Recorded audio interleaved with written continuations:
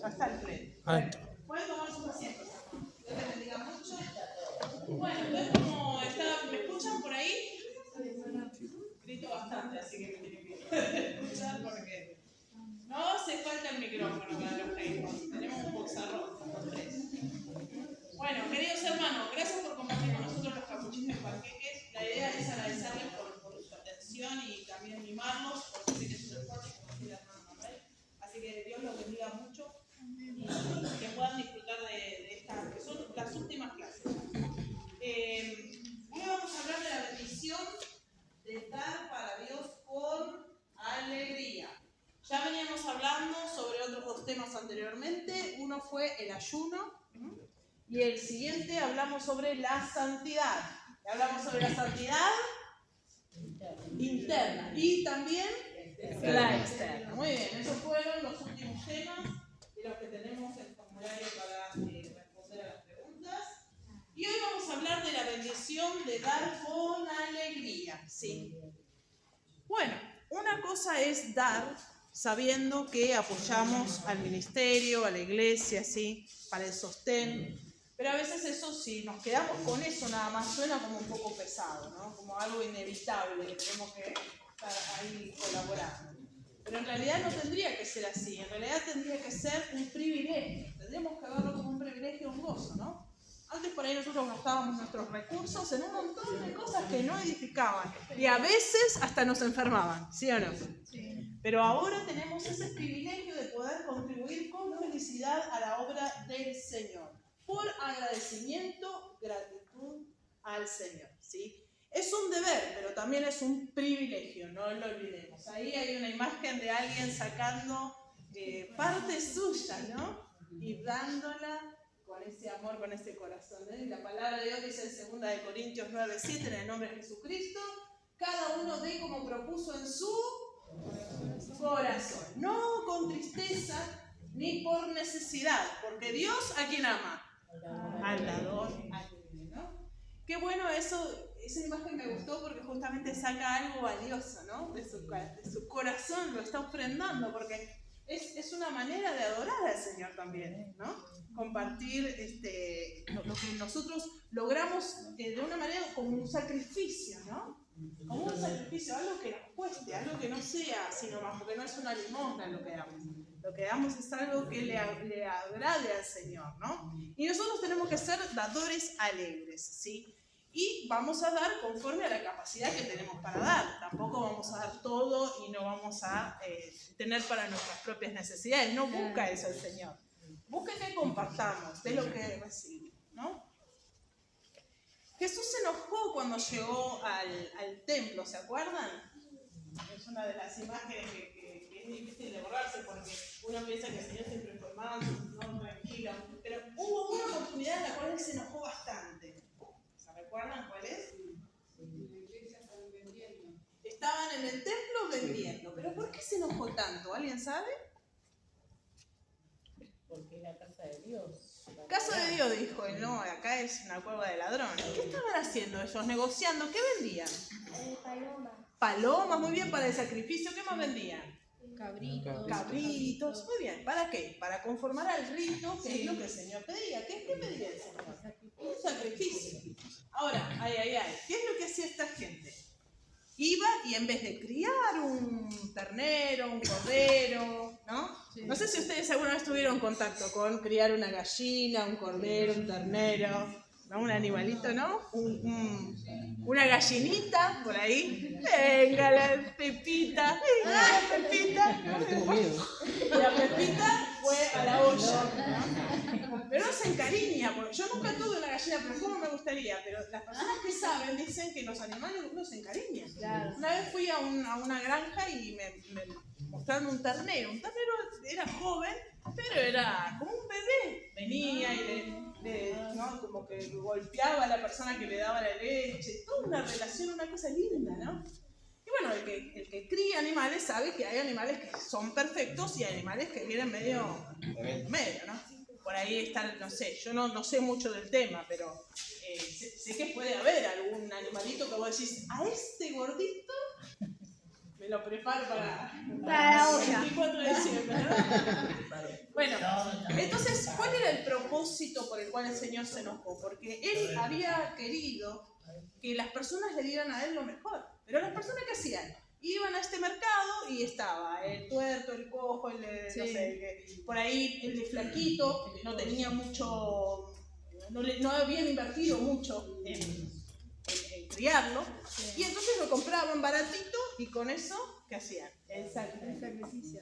Entonces, por eso el Señor nos habla de esto, ¿no? De que aquello con que nosotros realmente invertimos, ¿no? Aquello que a nosotros nos cuesta, que es sacrificial el asunto, ¿sí? Algo que nosotros, por ejemplo, como un animalito, le estuvimos dando de comer, lo estuvimos viendo crecer. Es parte nuestra, porque en realidad el sacrificio había también una manera de hacerlo, que era que había que acercarse al animal. Y vos tenías que como compenetrarte y decir, bueno, me hago uno con este, o sea, soy yo la que merezco morir, ¿no?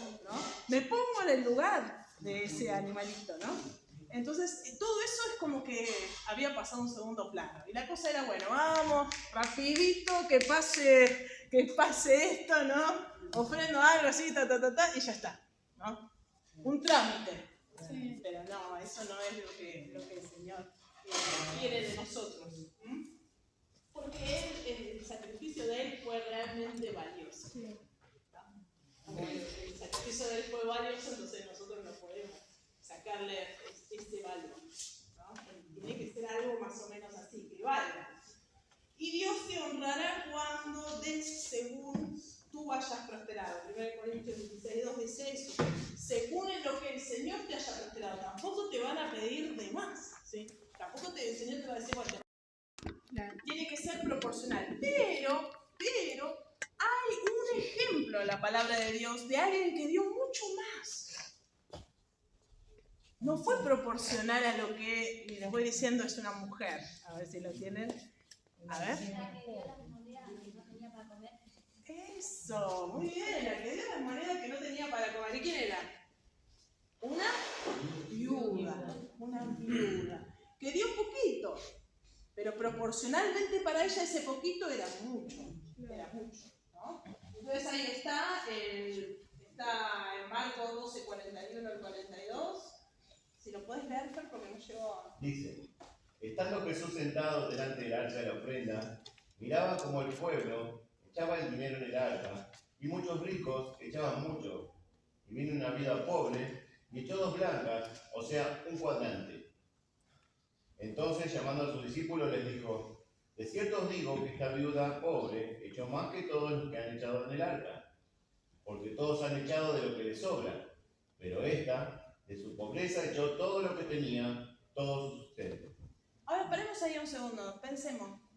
Para que ella haya hecho semejante acto de fe, o bien estaba por morirse, o bien dependía de una manera del Señor tremenda. Porque, o sea, es como si yo el primer día de cobro pongo todo y después vivo por fe.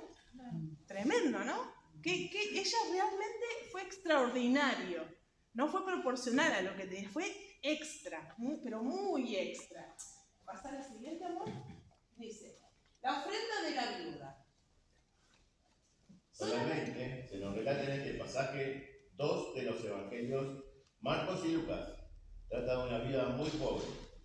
Existían en ese entonces arcas de la ofrenda que era dado por los rabinos. Hasta ahí nomás. Las arcas eran de metal y eran como una trompeta, que decían, y tiraban las monedas a las personas, y según por el sonido que daba la trompeta, era la moneda que vos habías puesto. Estaba todo calculado, ¿no? Es como si fuera un clan, clan, y otro sea clan, clan. Entonces, el que tiraba el clan salía todo inflado, así el pecho inflado. Tiene mucho. ¿No? Pero el Señor se fija en lo proporcional a lo que vos recibís, ¿no? Porque si no, no sería justo. El Señor es justo. Entonces, bueno, hasta ahí. Estas arcas se llamaban trompetas porque tenía esa forma que yo les decía, y sonaba al caer las monedas. A ver el siguiente que dice el globito, el profe Fernando. Dice, no, anterior.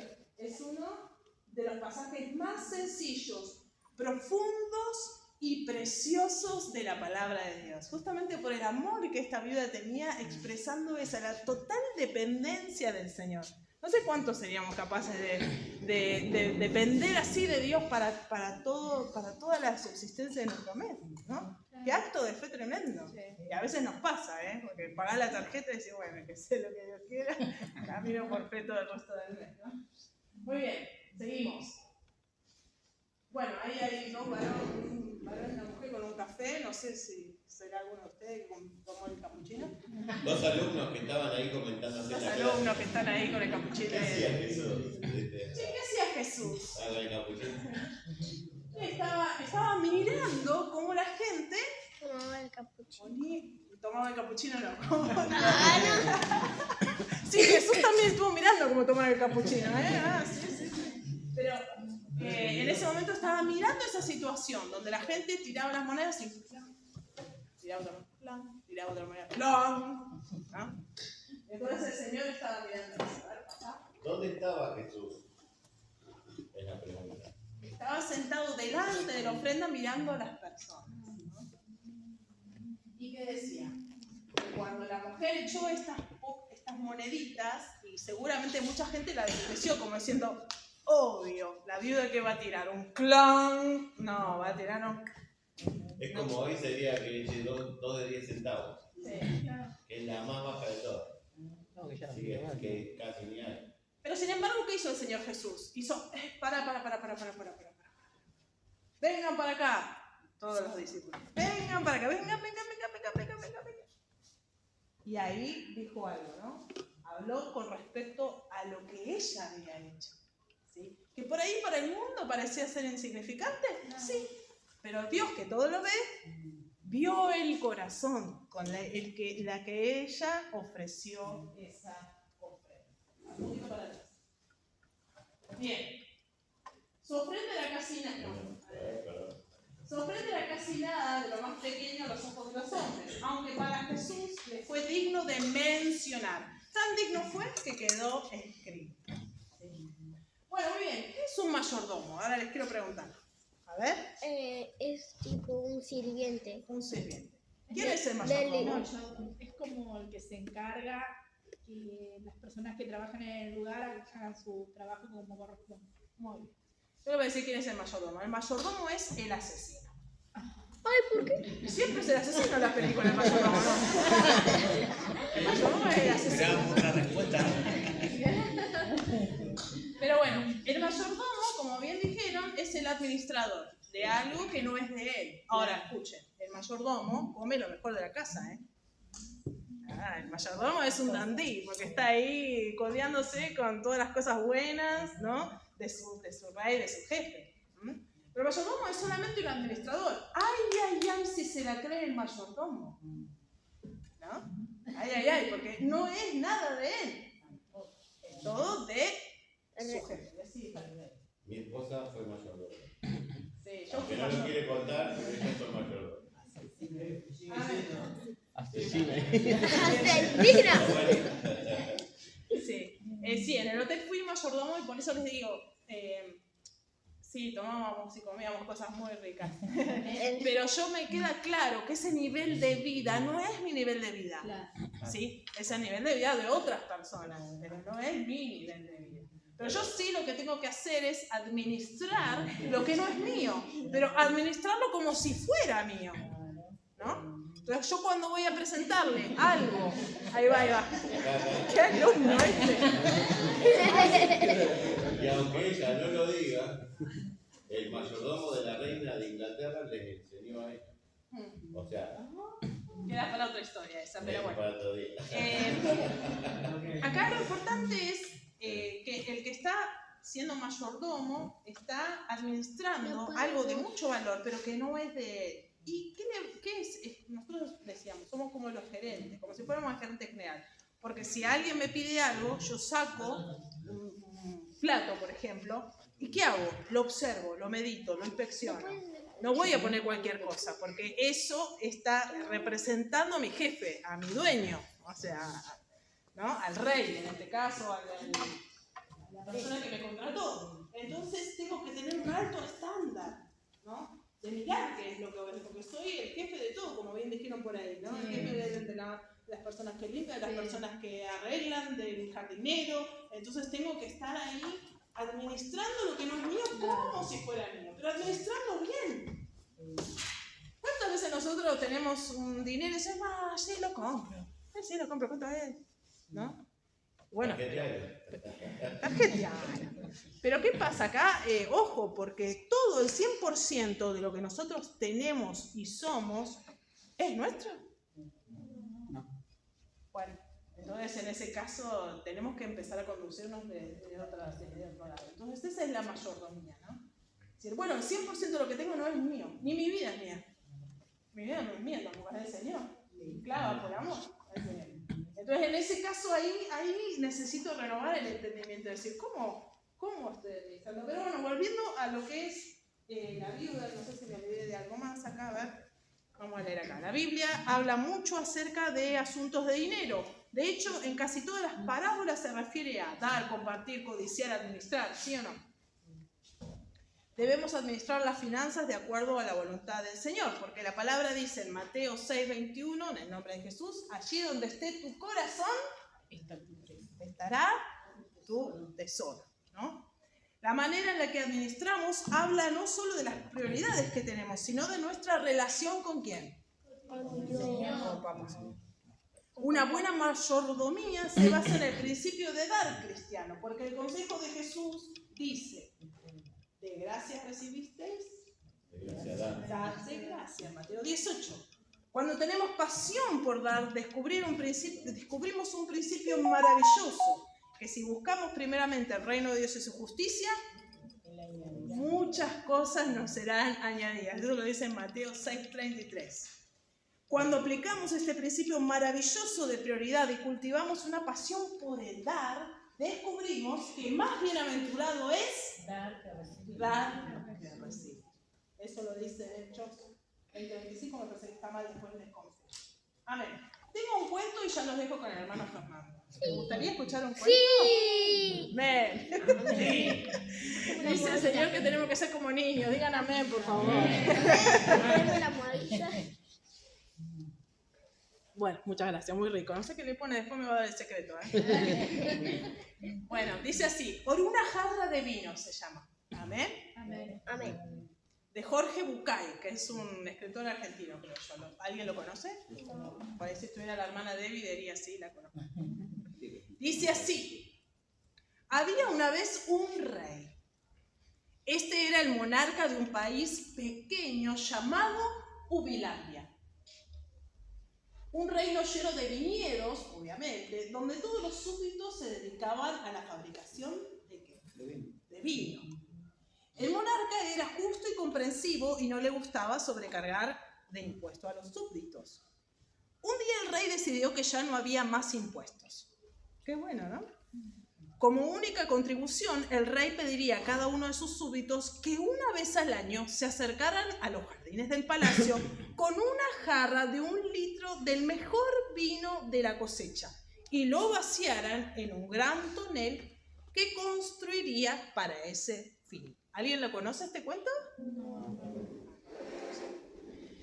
Se conseguirían así 15.000 litros de vino, por cuya venta se obtendría el dinero necesario para el presupuesto de la corona, o sea, lo que había que pagarle al rey, ¿no? Los gastos de salud y educación del pueblo. Un buen trato, ¿no? La alegría de la gente fue indescriptible. En todas las casas se alabó al rey y se cantaban canciones en su honor. Y llegó el día de la contribución. A media tarde el enorme barril de 15.000 litros ya estaba lleno, porque del primer al último súbdito habían pasado por el jardín y vaciado sus jarras en el gran tonel. El rey estaba súper orgulloso. Pero al introducir el vaso en el tonel y sacar, el resultado fue agua. ¿Qué pasó ahí? En vez de sacar vino, sacaron agua. En vez de sacar vino, sacaron agua. ¿Pero por qué? Porque nadie llevó ni un solo litro de vino. Queridos hermanos, que podamos dar cada uno de nosotros lo mejor al Señor. No esperemos que lo dé el de al lado, démoslo nosotros. Van a ver cómo vamos a hacer un mundo mejor entre todos. El Señor los bendiga y ahora sigue nuestro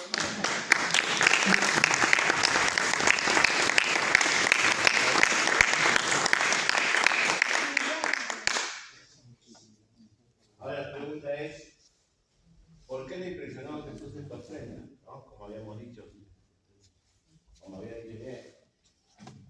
Porque puso el lugar de Dios primero ante su necesidad, ¿no? Amó a Dios y a su obra ante todo, antepuso su bienestar espiritual al material. Sí. Fue y dio con fe y convicción, ¿sí? Sin la cual nadie puede ver a Dios, dice en Hebreos 11:6.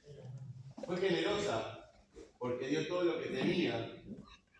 Ahora, ¿qué es todo lo que tenemos? ¿Cómo damos nosotros? ¿No? Esa es la pregunta para contestarnos internamente.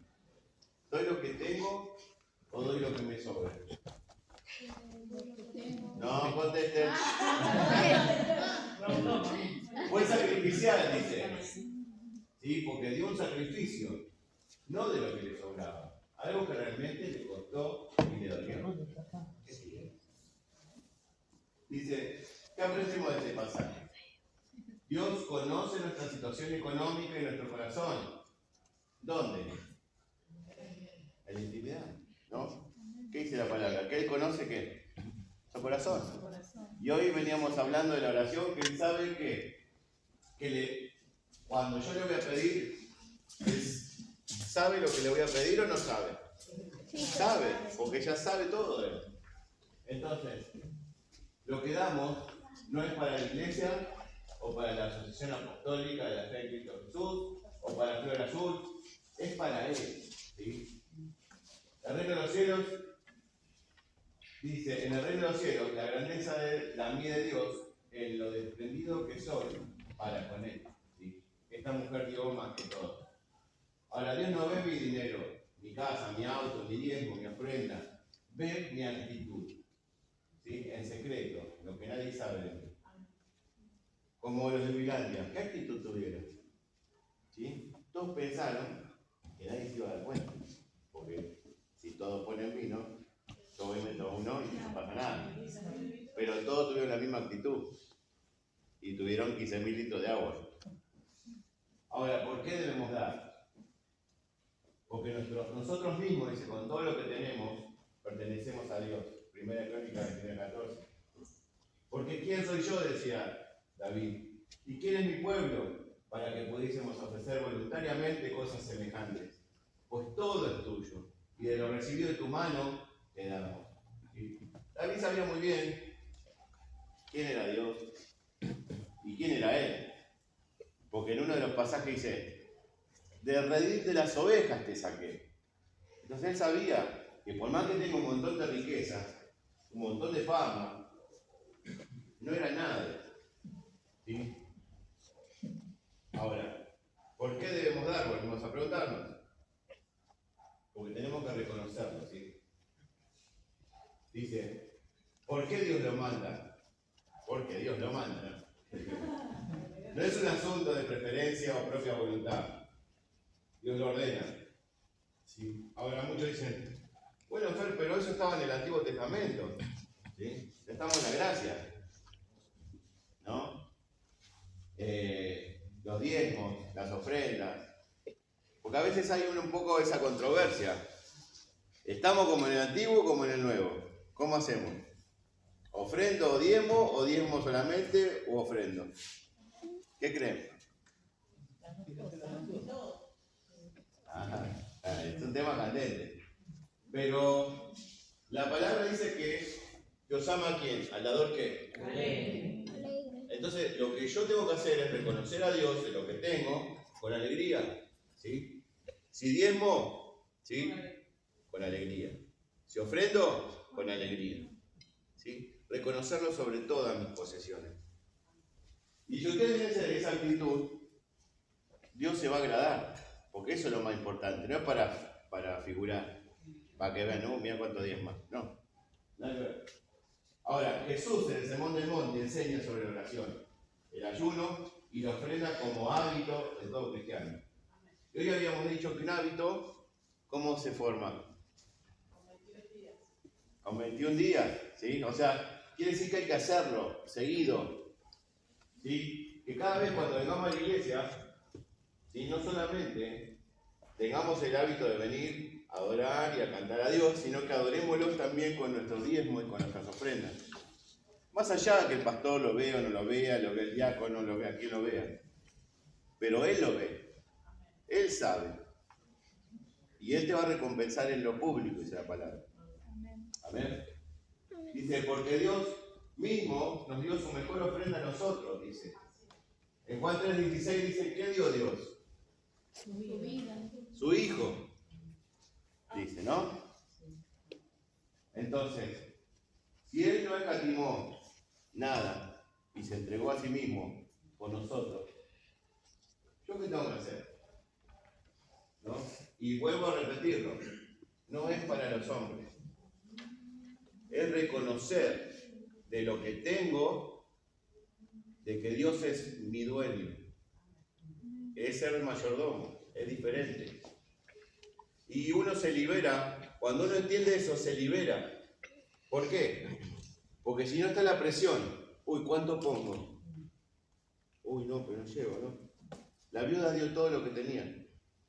Quizás vos tengas que pagar la boleta y tengas eso y te va a probar tu fe. Ahora, la palabra dice, probadme en esto, dice el Señor en Malaquías, ¿no? Entonces, eso es una cuestión de fe. Por eso, si te falta la fe, mejor no ofrendes. Guardá para la boleta porque si no, te va a faltar la fe. Ahora, si vos tenés fe, hacelo. Y Dios te va a recompensar. ¿Quiénes deben dar? Todo el pueblo de Dios.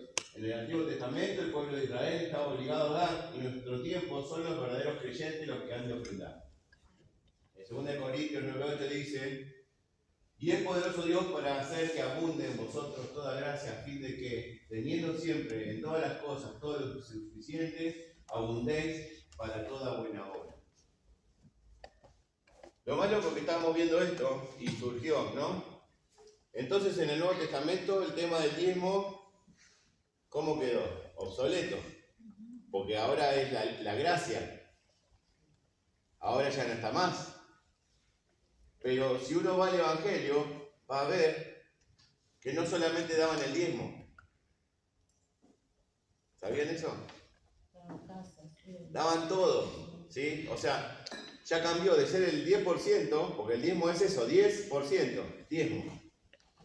Y daban lo que estaba en su corazón. Y ahí subió la vara.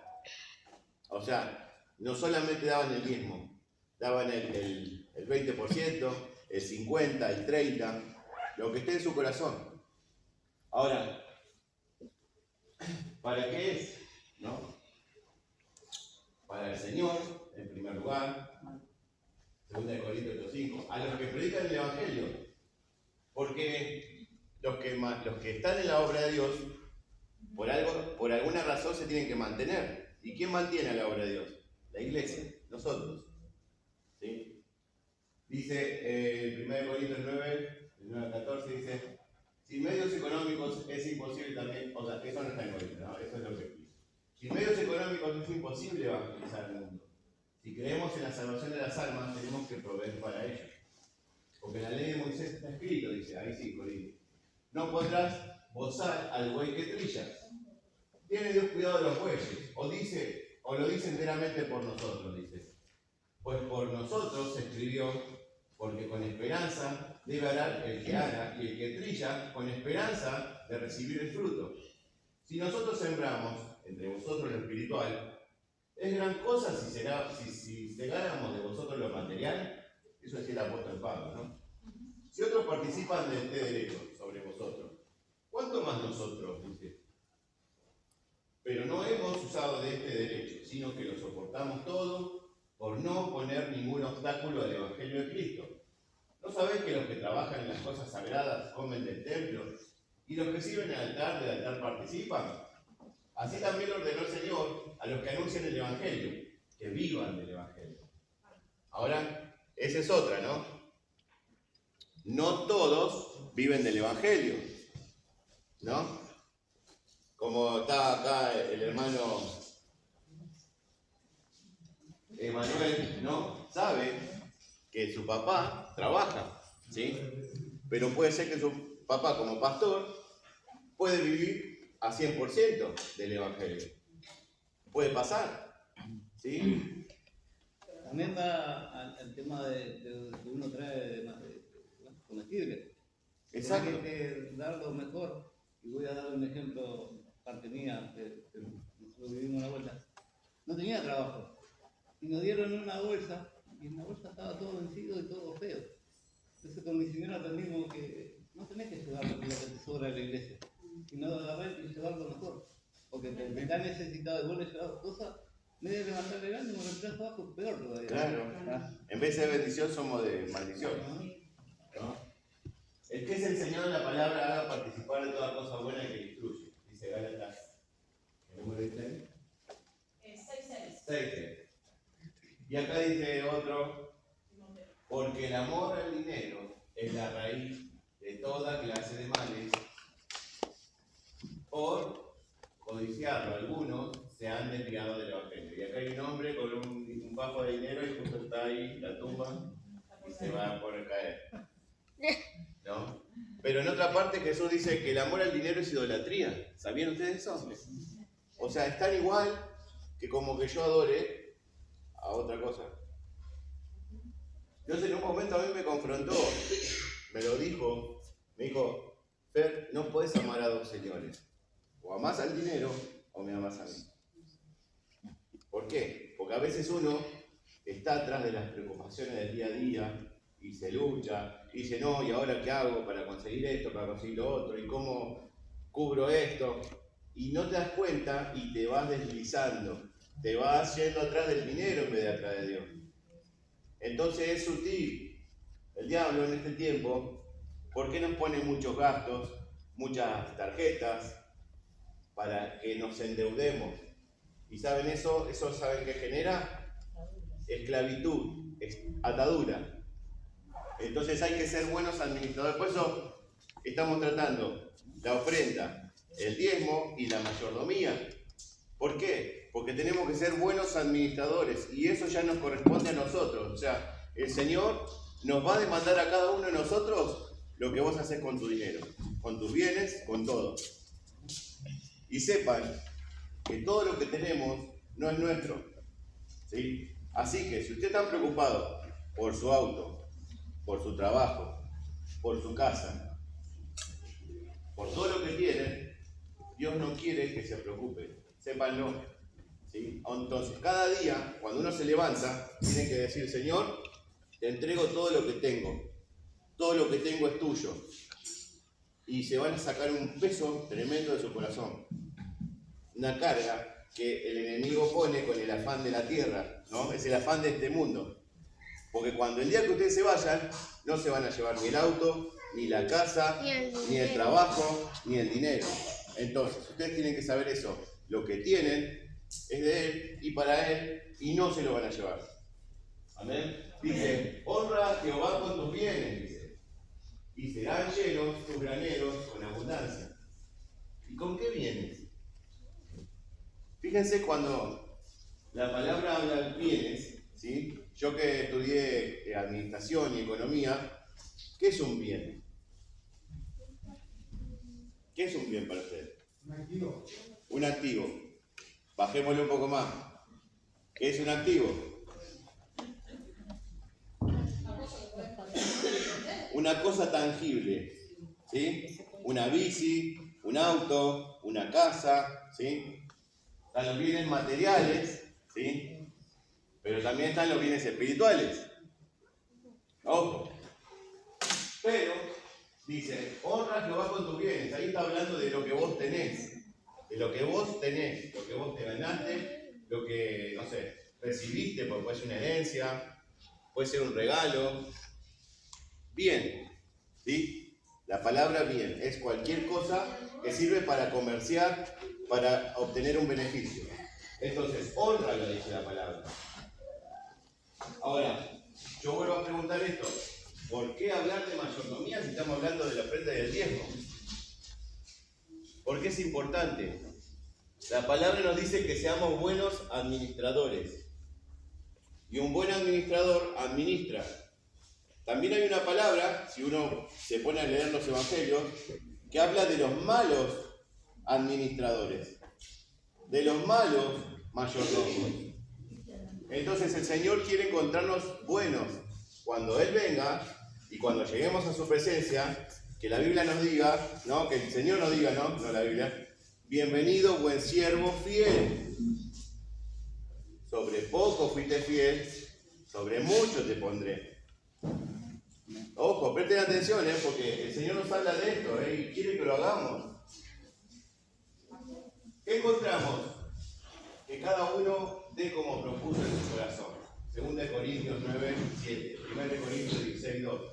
Y dice el otro en Mateo 18, de gracia recibiste, de gracia dar. Vamos a ver qué viene. 2 Corintios 8, 3 al 5 dice, pues doy testimonio de que con agrado han dado conforme a su fuerza.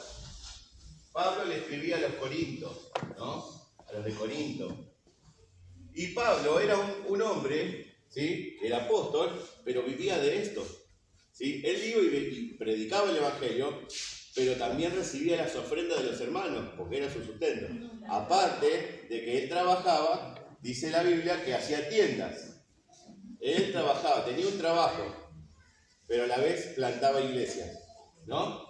Pero le dice, doy testimonio que con agrado han dado conforme a sus fuerzas y aún más allá de sus fuerzas. O sea, hubo un sacrificio, pidiéndonos con muchos ruegos que les concediésemos el privilegio de participar en este servicio para los santos. Era una iglesia que le gustaba ofrendar.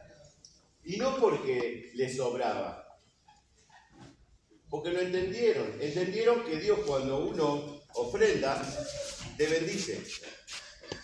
Cuando vos sos suelto de mano, Dios te bendice. Ahora, cuando vos estás contando, no, porque si yo hago esto, hasta ahí llegó tu fe. Cuando vos no tenés límite, la bendición de Dios tampoco tiene límite. Sépanlo, Amén. Amén. Por amor a los santos, dice acá. Y como lo esperábamos, y no como lo esperábamos, sino que asimismo se dieron primeramente al Señor y luego a nosotros por la voluntad de Dios. Siguiente. El sistema económico de la iglesia, les paso a explicar, porque quizás no lo saben. Cuando uno hace el instituto, te dan los 17 puntos doctrinales, ¿sí? O sea, qué es lo que creemos, qué es lo que hacemos, en quién nos bautizamos, ¿sí? Y uno de los puntos, yo por eso lo puse acá, porque quizás no está a veces, o no lo sabemos, y dice, la Iglesia Apostólica dice, creemos que el sistema de la Biblia enseña para la obtención de fondos necesarios para el cumplimiento de la obra es el de diezmos y de ofrendas, y que debe ser practicado por ministros y creyentes igualmente. Todos esos son los pasajes que fundamentan esto que están diciendo. Sabiendo que la obra de Dios no es tan solo de aspecto espiritual, sino también material, porque ¿cómo conseguimos, ¿sí?, las cosas que hay que comprar? Por ejemplo, si vamos a establecer una iglesia, hay que poner sillas, hay que poner bancos, hay que pagar la luz. Creemos que es necesario reglamentar la manera que se adquieren y se distribuyen los fondos. También hay rendición de cuentas. No sé si lo sabían, pero hay un libro, ¿sí?, como en la contabilidad, que se pone el debe y el haber. Quizás a veces el pastor esto no lo cuenta porque no suma ni resta, ¿sí? Pero está bueno saberlo. ¿Por qué? Porque todo se pone y se asienta en algún lugar para un orden, porque Dios es orden. Entonces, si nos cae una inspección, que puede pasar, que saquen el libro y digan, miren, acá se juntó tanto y se gastó el tanto, y tenemos tanto. Eso es ser un buen administrador. ¿Está bien? Dice, sabiendo que la obra de Dios no tan solo es espiritual, sino material. Bueno, ¿qué sigue? Dice, otros ejemplos de la Biblia acerca de la ofrenda que agrada a Dios. Y yo puse 3, porque si no, no estaríamos hasta la noche. Pero el más conocido por todos, Caín y Abel, ¿se acuerdan? Ofrenda, ¿sí? A veces es sacrificio. En el Antiguo Testamento la ofrenda era entregar algo que te cueste, un sacrificio. Lo ponías en el altar y se lo quemabas a Dios, pero era algo de valor. Era un cabrito, era algo, ¿no? Acá es el primer ejemplo que aparece en la Biblia, en Génesis, que dice: y aconteció, andando el tiempo, que Caín trajo del fruto de la tierra una ofrenda a Jehová, o sea, una ofrenda. Y Abel trajo también de los primogénitos de sus ovejas, de lo más gordo de ellos. Y miró Jehová con agrado a Abel y a su ofrenda, pero no miró con agrado a Caín y la ofrenda suya. Y se ensañó Caín en gran manera y decayó su semblante. Y en Hebreos 11:4 dice: por la fe, Abel ofreció a Dios más excelente sacrificio que Caín, por lo cual alcanzó testimonio de que era justo, dando Dios testimonio de sus ofrendas, y muerto aún, habla por ella. ¿No? Y acá elegimos este dibujito y lo reíamos. Aceptada, rechazada, fuera. ¿No? Pero eso es lo que hizo Caín y Abel. Ahora, yo me preguntaba, ¿por qué Caín hizo eso? ¿Por qué Caín entregó esa ofrenda? No le costó. O quizás sí, ojo, por ahí estamos interpretando mal. Por ahí le costó. Pero uno cuando va a la Biblia, acá no, pero en Juan, dice en 1 Juan, dice que las obras de Caín eran malas. Y cuando uno escucha que las obras de Caín eran malas, quiere decir que no le dio lo mejor. Aún con sus ofrendas, su corazón no era el correcto.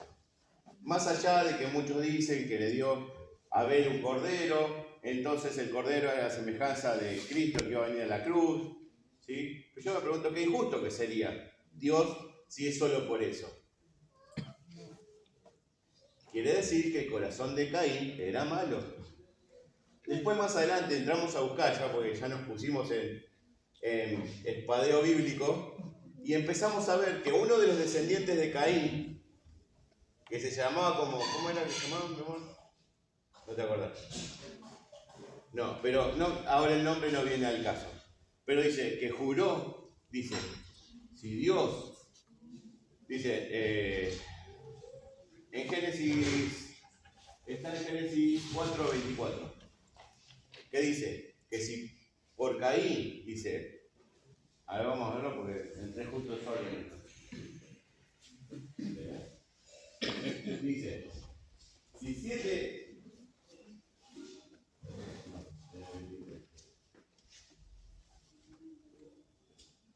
7 veces será pecado Caín, Lamec en verdad 70 veces 7 lo será. O sea, Lamec. O sea, si fíjense el descendiente de Caín lo que pensaba. Si Caín 7 veces será, ¿qué dice? 7 veces será vengado, Lamec será 70 veces 7. Ahora, por eso después Cristo viene y dice, ¿a quién tenés que amar? A tu prójimo. ¿Cuántas veces? 70 veces 7. 70 veces 7. ¿Por qué? Porque la venganza que lanzó ese descendiente Caín era tan fuerte que en ese tiempo los pueblos que descendían de Caín dice que los pueblos que habitaban en tiendas. O sea, lo que hoy llámese árabes, ¿sí? Lo que hoy llámese palestinos, todo ese pueblo que anda en tiendas y que hacen ojo por ojo y diente por diente. Ahora, fíjense cómo llega la maldad de generación en generación al que es malo. Ahora, en Hebreos dice, por la fe ofreció a Dios Abel excelente sacrificio que Caín. Entonces quiere decir que su corazón era agradable a Dios. ¿Sí? Sépanlo, cuando ustedes estén ofreciendo sacrificio a Dios, puede ser de alabanza, puede ser de ofrenda, de dinero, ¿sí? De bienes, de adoración. sépanlo, que el corazón que ustedes tengan, Dios lo ve. Amén. Vamos. O sea, Jacob en Betel dice, en Génesis 28, 19, dice que hizo un voto a Dios, dice Jacob, y le prometió dar el diezmo de todo. Le prometió, ese fue uno de los primeros diezmos que se ve en la Biblia. ¿Por qué? Porque está en Génesis. Génesis es el principio de todo. Jacob prometió darle a Dios el diezmo de todo si él iba con él. Mirá vos que hizo un voto, dice. Hacer un voto es algo, un pacto con Dios. David dice, cuando entra, ¿se acuerdan de ese pasaje que dice que el enemigo tentó a David? Dice que lo tentó para que hiciera un censo. ¿Qué pasó después? ¿Se acuerdan algo o no? ¿Lo leyeron? El Señor se enojó. Se enojó mucho y feo. Y empezaron a morir gente. Porque él quiso contar a ver qué ejército tenía, con cuántos tenía, pero ¿para qué? Si Dios no lo mandó. Pero David quería como engrandecerse, a ver, mirá mi ejército, ¿no? A veces pasa, ¿no? Que el enemigo lo tiente y le dice, che, ¿y vos qué bien tenés? ¿Cómo está? ¿Qué lograste hasta ahora? ¿Una casa? ¿Un coche? ¿Cómo venís? Y después de pensar eso, te llueven los problemas. ¿No les pasó? A David le pasó. Y dice que había un ángel de Jehová que empezó a matar gente. Y se detuvo en la era de Ornán, Jebuseo. Ahora, ¿por qué ahí? ¿Por qué no en otro lado? Porque Ornán Jebuseo dice que era un hombre temeroso de Dios. O sea, era dentro del pueblo, era un hombre que tenía un buen corazón delante de Dios. Y dice que David se acerca y acá dice, entonces dijo, dice, y viendo David a Ornán, miró a Ornán y vio a David, y saliendo de la era, se postró en tierra ante David. Entonces dijo a David a Ornán, dame este lugar de la era para que edifique un altar a Jehová. Dice, dámelo por el cabal precio para que cese la mortandad de este pueblo. Y Ornán respondió a David, tómala para ti y haga mi señor el rey lo que bien le parezca. Y aún los bueyes daré para el holocausto y los, ¿qué dice? Trillos para leña. Y los trillos para leña y trigo para la ofrenda. Yo lo doy todo. Fíjense, lo daba todo para el rey. Pero David le dice, no, dijo Ornán, no, si no, efectivamente la compraré por su justo precio, porque no tomaré para Jehová lo que es tuyo, ni sacrificaré holocausto de nada que me cueste. Que no me cueste. ¿Sí? Entonces, David, ¿sí?, quiso agradar a Dios con esta ofrenda para, como en cierto modo, para equilibrar la que se mandó. ¿Sí? Pero fíjense las dos actitudes. La actitud de Ornán Jebuseo y la actitud de David. David le iba a dar algo que no le cueste, ¿sí?, un sacrificio. Pero Ornán ya tenía ese corazón preparado. Y le dijo, David, agarre lo que quiera. ¿Quiere los bueyes? ¿Quiere el trigo? Use todo. Tenía un corazón entregado, ¿sí? Y a veces Dios, por eso paró ahí. Yo pienso que paró ahí por eso. Porque sabía que él era un hombre justo. Vos fijate que en la Biblia siempre Dios para o hace remarcar los hombres justos. Y este era un hombre justo. Fíjense, después no dice más nada de él, pero dice eso. Ahora, muchos otros testimonios hay en la Biblia que son innombrables los casos, ¿no? Por ejemplo, el de Obed-Edom es otro. ¿Sí? Obed-Edom, que trajeron el arca de Jehová a su casa. Y cuando David quería traer el arca de los filisteos, que le hizo mal, que otra vez metió la pata, y la mandó a la casa de Obed-Edom. Obed-Edom dice que tuvo 3 meses ahí el arca y dice que bendijo a toda su familia. Porque tuvo la presencia en un lugar con un corazón correcto. A ver, bien. Pensamiento final. Si todos los creyentes del mundo dieran de acuerdo a la palabra de Dios, la obra de Dios se multiplicaría. Había más pastores en iglesias que no tienen, enviaríamos más misioneros a otros países, habría más locales de iglesias más grandes y mejor acondicionadas, tendríamos más Biblias para repartir, habría menos necesitados en las congregaciones, habría más almas salvadas. Que el Señor nos dé ese gozo para poner en práctica esta enseñanza tan importante en la iglesia. Y recordemos eso que dice en Hechos 20:35, que dice las palabras de Jesús, que dice, hay más dicha en dar que en recibir. Porque el que recibe, ¿qué ganó?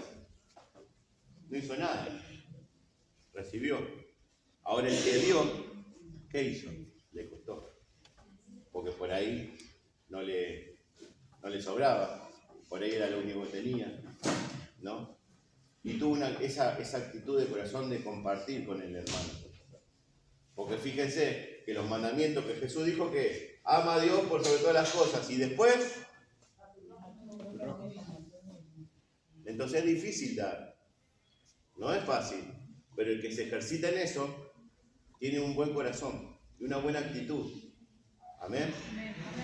Gloria a Dios. Bueno, ya está, ¿no? Y acá terminó la reunión.